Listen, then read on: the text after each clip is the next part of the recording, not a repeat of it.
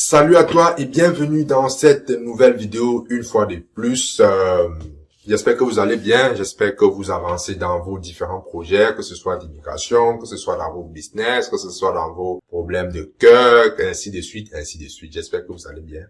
En fait, je vous souhaite le bonheur. Aujourd'hui, je vais répondre à cette question je vais prononcer son prénom et son nom en tout cas.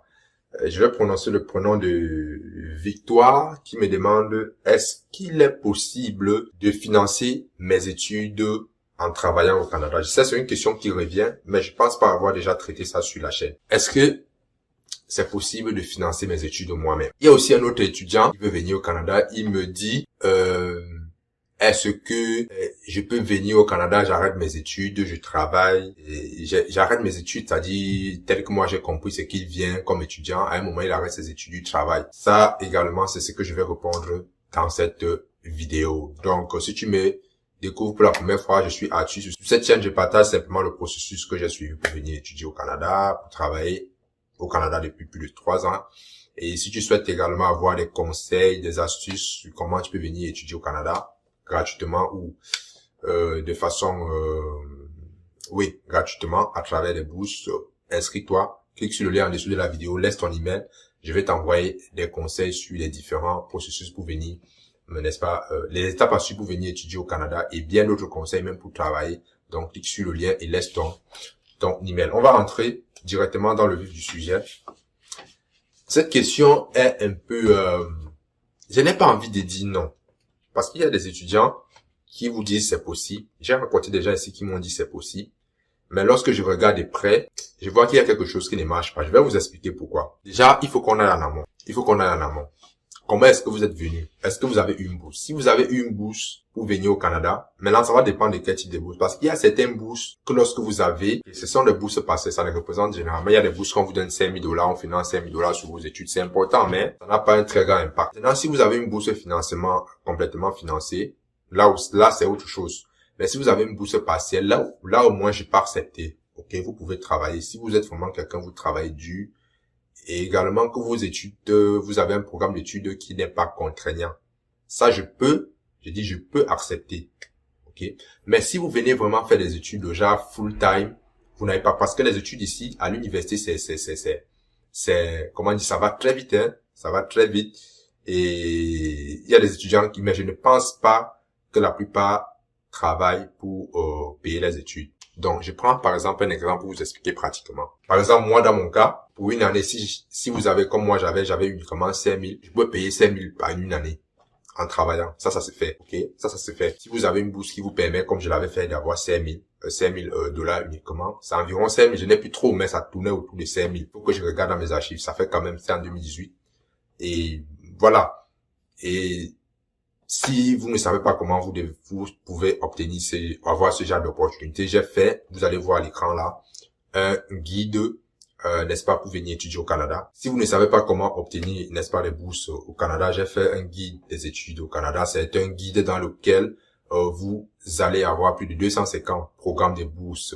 En plus de ça, je vous donne la liste des universités, le répertoire des universités avec les bourses pour chaque université, également des organismes, des donateurs qui donnent des bourses aux étudiants étrangers au Canada. En plus de ça, vous avez les meilleures universités qui reçoivent les étudiants étrangers, les meilleures universités francophones au Canada. Tout ça, je partage dans cette e-book. Donc, c'est un document, pour être sincère avec vous, il n'est pas gratuit, mais je pense que en tant qu'un étudiant, vous pouvez avoir accès à ce guide. Ça, c'était une parenthèse. Donc maintenant, comme je disais, si vous avez 5,000, vous pouvez payer. Ok, là, je suis d'accord avec vous que si votre frais de scolarité n'est pas à nécessaire, vous pouvez venir au Canada, payer vos frais de scolarité. Mais si vous avez des frais de scolarité, quelqu'un qui fait par exemple médecine, qui doit payer 30,000 par exemple, qui n'a pas bénéficié de bourse, qui va payer 30,000. Déjà, lorsque vous venez étudier au Canada, si votre permis d'études vous permet de travailler, parce que si vous venez étudier pour moins de 6 mois, vous n'avez même pas besoin d'un permis d'études. Parce que un permis d'études,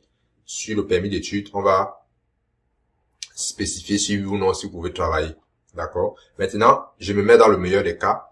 Si vous devez travailler, si votre permis dit ok, vous allez travailler, disons, pour les étudiants étrangers, c'est 20 heures par semaine.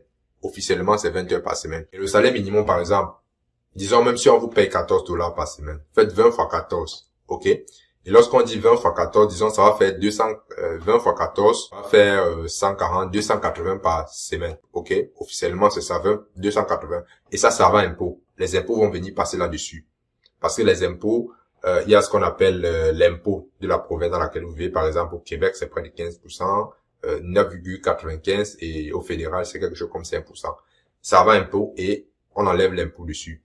Calculez, vous voyez, est-ce que vous pouvez payer 30 000 $ en une année? C'est carrément impossible. Et vous voyez que c'est carrément impossible. Donc, venir, c'est quelque chose de difficile, hein. Et pour ceux-là qui n'ont pas des moyens, je vous conseille, chercher des informations sur les bourses. Il n'y a que ça qui peut vous aider. C'est très difficile de dire qu'on va venir étudier, payer ses études en travaillant au Canada. Sincèrement, moi, je ne dis pas, je vous l'ai dit, il y a des situations, comme je viens de vous donner un exemple, où ça sera possible. OK, ça sera possible. Mais ne vous mettez pas dans cette situation parce qu'il y a des lois. Si vous venez au Canada, vous travaillez plus du nombre d'heures prévues. Voilà, lorsque vous allez, si vous voulez renouveler vos papiers, par exemple, vous voulez obtenir un permis de travail et tout ça, et qu'on constate que vous avez travaillé plus, on vous expulse simplement du territoire. Et quand on vous expulse, c'est pas la police, non. On vous envoie une lettre très gentille, très douce, on vous demande de libérer le territoire, que vous n'avez pas respecté les lois simplement. Donc, faites très attention. Si vous voyez que vous ne pouvez pas payer, mais cherchez à venir comme travailleur, c'est tout. OK? Ou, comme je l'ai dit, cherchez une bourse, vous venez étudier au Canada. Et voilà, si vous êtes un bourseur, vous pouvez payer, ça va dépendre des frais de scolarité. Mais moi, je pense que pour un certain montant de frais de scolarité, un étudiant peut payer. Bien sûr, il va falloir que vous ayez un certain soutien. Il va falloir que vous diminuiez votre train de vie, que vous vivez vraiment de façon très serrée, quoi. Peut-être un étudiant qui aime le luxe, un étudiant qui aime vivre, vous voyez, qui aime toujours se saper, bref, qui aime faire des dépenses pour se mettre à l'aise, quoi. Ça sera difficile, mais si vous êtes quelqu'un de modeste, si vous êtes capable de louer dans une maison avec plusieurs personnes pour diminuer votre loyer, pour payer 200, 300 $, vous vivez vraiment au minimum, vous réduisez votre train de vie, je pense que ça sera possible. Mais pour payer, si vous payez 25, 30 000 $, c'est très difficile. C'est très difficile. Et un autre point, si votre programme d'études est contraignant. Parce que parfois au Canada, vous avez l'impression que l'enseignant vient, vous avez par exemple 3 heures de cours, on vous donne 30 minutes, après vous libère. L'école au Canada, c'est beaucoup plus le travail de l'étudiant. OK? C'est beaucoup plus le travail de l'étudiant. On va vous laisser, tu vas croire que c'est le temps libre qu'on te laisse, tu vas faire n'importe quoi. Si tu viens au Canada fréquenter, et qu'à côté de tes études, tu ne fréquentes pas, ça sera très chaud pour toi. Parce que tu commences à avoir des échecs, ça sera très difficile pour toi de demeurer après. OK? Ça sera très difficile pour toi de demeurer par la suite parce que j'ai fait une vidéo dans laquelle je partage les stratégies pour venir étudier, travailler au Canada. Si tu n'as pas vu cette vidéo, je vais la mettre quelque part là. Et si tu veux avoir cette stratégie, clique sur le lien en dessous de la vidéo. Il y a un masterclass que j'ai fait de plus de 20 minutes, 30 minutes à peu près, où je t'explique ce processus, les conditions à remplir et tout pour venir étudier au Canada, travailler, devenir. Il y a des conditions que tu vas respecter. Et si tu viens, tu n'as pas les moyens, tu vas te retrouver en train de faire certaines choses qui vont sûrement, à coup sûr, qui peuvent te rattraper, OK, lorsque tu vas vouloir demander un permis de travail. Donc, il faut donc faire très attention lorsque vous voulez faire des choses. Donc, pour conclure cette vidéo, est-ce que je peux financer mes études en travaillant au Canada? Oui et non. Si vous obtenez une bourse qui réduit de façon significative vos frais de scolarité pour une année, oui. OK, oui. Comme ce fut mon cas, vous pouvez le faire. OK, vous pouvez le faire à condition de réduire votre train de vie, ainsi de suite, de vraiment être serré. OK, mais ça ne veut pas dire, voilà, je fais cette parenthèse, ça ne veut pas dire qu'en entrant au Canada, vous n'allez pas démontrer que vous avez la preuve de fond. Non, faut pas penser comme ça. Vous devez démontrer que vous avez suffisamment d'argent pour votre séjour au Canada, même si officieusement, tu sais que tu vas travailler pour payer tes études. Mais à la base, tu as prouvé au gouvernement que tu peux payer tes études toi-même. Donc, ne faites pas cette erreur-là que parce que tu sais que tu vas venir, tu fais des choses. Non. Faites votre procédure normalement. Renseignez-vous dans la ville, renseignez-vous le salaire dans la province dans laquelle vous allez vivre. Faites vos projections en fonction de ça. Moi, c'est quelque chose que j'ai fait. Ça, je vous le dis. Donc, maintenant, pour celui-là qui disait, est-ce que tu peux venir? Si tu viens étudier et tu abandonnes tes études, ça sera chaud pour toi, hein, ça sera très chaud. Déjà, un certain nombre de cours manqués Je me demande même comment tu vas faire pour renouveler tes papiers, si c'est le cas, si tu as choisi un programme qui te permet de renouveler tes papiers. Donc, il faut beaucoup faire attention. Il y a beaucoup de gens qui sont venus ici étudier, qui ont fait de cette façon-là, qui ont procédé de cette façon, et aujourd'hui, s'est retrouvés sans papier, ils sont obligés de faire n'importe quoi pour rester sur le territoire. On les a même déjà envoyé l'avis pour quitter du territoire. Et voilà, c'est pas très agréable lorsque tu n'es pas en règle au Canada. Lorsque tu es en règle au Canada, c'est correct. Hein. Tu ne dois pas marcher dans la rue, un policier t'attrape, il te dit montre tes papiers. Non, au Canada, non. Parfois, je sors ici, je n'ai pas mes documents, je n'ai pas de passeport, tout, je sors, je me balade, on te demandera jamais. Tes problèmes commencent généralement au Canada lorsque tu as des intercations du genre, on te retrouve dans des positions bizarres. Dès que la police entre dans ta vie, elle fouille dans ta vie jusqu'à aller fouiller dans les documents que tu avais soumis quand tu faisais ta demande. Donc, faites très attention. Évitez de faire des choses bizarres, faites des choses normalement. Même si vous devez faire des choses bizarres, faites des choses bizarres qui sont logiques. Ok?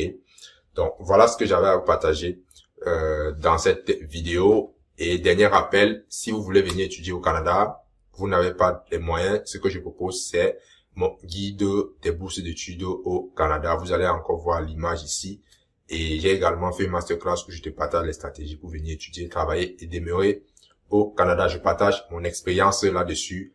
Cliquez sur le lien en dessous de la vidéo.